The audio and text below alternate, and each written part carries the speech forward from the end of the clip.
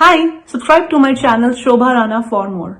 तो आप बताइए कि कौन हिंदू कौन होता है, उसकी क्या प्रॉपर्टीज होती हैं, क्या हिंदू ट्रेट्स का होते मतलब हैं? है जो यज्ञ अच्छे से करता है, बस। और कोई इसका और धर्म का मतलब है यज्ञ करना। इति धर्म यज्ञ स्थापना, यानी कि दो लोगों के बीच में आदान प्रदान कैसे होता है। वो दूसरा आदमी कौन है, वो एक हो सकता है, दो हो सकता है, समाज हो सकता है, जो भी हो सकता है। देवता आपका कौन है? देवता पहले बताओ, तुम्हारा देवता कौन है? 33 कोटि तो हमारे शास्त्रों में लिखा है कि 5 तो देवता निकालो, 5 यज्ञ तो करना चाहिए तुम्हें। मनुस्मृति के अनुसार 5 यज्ञ करना चाहिए। 5 पंच यज्ञ उसको कहते हैं, महायज्ञ होता है 5 यज्ञ। अपने आप को खाना खिलाओ, ये ऐसे हाथ ऐसे करते हैं, हम अपने आप को खाना, राइट हैंड से, नॉट लेफ्ट हैंड से। इंडिया में वो बहुत रूल है। हमने खा लिया, फिर जो आपको खाना खिलाया उनको भी खाना खिलाओ। अपने फैमिली को खाना खिलाया, अपने पितरों को खाना खिलाया, फिर पशु पक्षियों को भी खाना खिलाओ, हाथ में लेके हथेली से। 5 यज्ञ तो करो। जो यज्ञ करता है वो धर्म करता है, जो धर्म करता है वो हिंदू है, बस। और मैंने थोड़ी ना बताया है, ऋग्वेद में है, यजुर्वेद में है, मनुस्मृति में है, मैंने तो शास्त्र की बात की। श्री कृष्ण भी कह रहे हैं कि धर्म स्थापना युगे युगे। धर्म स्थापना का मतलब क्या है? यज्ञ करो। पांडवों को बोल रहे हैं कि भैया स्वाहार तथास्तु करो, ना कि सही गलत की बात। सही गलत की बात, ये हलाल हराम की बात जो होती है वो कुरान से आता है। सही गलत, राइट रॉन्ग, ये बाइबल से आता है। ये शब्द भारत में नहीं है। जब बोलते हैं धर्म अधर्म, अधर्म का मतलब है छीनना। खाना जब तुम छीनते हो अधर्म है। जब तुम खाना स्वाहा तथास्तु करते हो, नैवेद्य देते हो, प्रसाद लेते हो, फिर धर्म हुआ।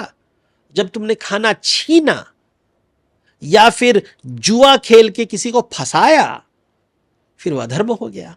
तो फंसाने का काम, छीनने का काम, शोषण करने का काम जो मनुष्य नहीं करना चाहिए, पशु करते हैं। पशु ये सब करते हैं, वो गेम्स खेलते हैं पकड़ने के लिए, जो छिपकली होती है, जो रंग बदलने वाले, क्या उसको बोलते हैं, गिरगिट को, हाँ, गिरगिट गिरगिट होता है। वो अपना रंग बदलता रहता है, वो आपको ट्रिक करता है, आपको ट्रिक करके आपको खाना, वो उसको भूखा है, वो पशु है, वो पशु ये सब कर सकता है। मनुष्य अगर गिरगिट के जैसे व्यवहार किया तो फिर वह अधर्म हो जाता है। मनुष्य केवल यज्ञ, तो शब्द बहुत सिंपल है। हिंदू धर्म इतना कॉम्प्लिकेटेड नहीं है। लेकिन लोग जो कहते हैं मैंने वेद पढ़ा है, अरे वेद पढ़ा तो ऋग्वेद के बारे में बात कर। पहला श्लोक में यज्ञ शब्द लिखा हुआ है। अग्नि को बुला रहा, आवाहन दिया जा रहा है और बोल रहे कि मैं कुछ दे रहा हूं, तुम मुझे कुछ दो। उसका विश्लेषण यजुर्वेद में है, तो ये वही क्लियर है। तो वही बात रामायण महाभारत में बोल रहे हैं कि देखो यज्ञ करो, यज्ञ करो, यज्ञ करो, यज्ञ करो। यजमान कौन, देवता कौन? राजा यजमान होना चाहिए, देवता नहीं होना चाहिए। रावण राजा है, राम को हम तपस्वी राजा कहते हैं। तपस्वी राजा का मतलब क्या है? वो यज्ञ कर रहा है और कह रहा है कि मैं तपस्वी हूं, तो जो भी मुझे मिलेगा मुझे नहीं चाहिए, मैं वापस दे दूंगा, because I have no desire, मैं संतुष्ट हूं। तपस्वी जो संतुष्ट होता है, तपस्वी राजा का अर्थ है संतुष्ट राजा, जो कुछ नहीं चाहता है। लेकिन देखिए हमारे जो नेता वो चाहते हैं और दो और दो और दो और दो और दो और दो और दो और दो, और वो शोषण जब करने लगते हैं और अपने आप को धार्मिक मानते हैं तो बहुत ही बिल्कुल हास परिहास जैसे एपिसोड हो गया फिर। तो हिंदू धर्म इज सिंपल, रूल बेस्ड नहीं है ये। इसलिए is it right wrong, legal illegal, immoral, ethical, value, ये सब शब्द आते हैं हमें किताबी दुनिया से। यहां पे हम किताब नहीं, हम क्रियाओं की दुनिया में आते हैं। और यहां यज्ञ को सबसे बड़ा इंपॉर्टेंस दिया गया है। हमारा लिखित परंपरा तो था ही नहीं।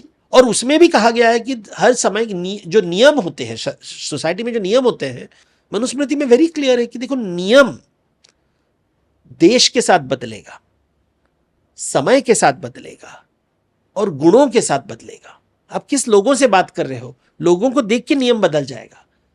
जो 10 साल पहले का नियम समय के साथ बदल जाएगा। बंबई का नियम बंगाल का नियम अलग होगा, क्योंकि अलग जगह, स्थल अलग है। जो अगर आप नदी के बगल में रह रहे हो नियम अलग होगा, आप अगर रेगिस्तान में रहते हो नियम अलग होगा। तो ये सब मैं थोड़ी ना बोल रहा हूँ, देवदत्त पटनायक नहीं बोल रहा, ये शास्त्र में सभी लिखे हैं।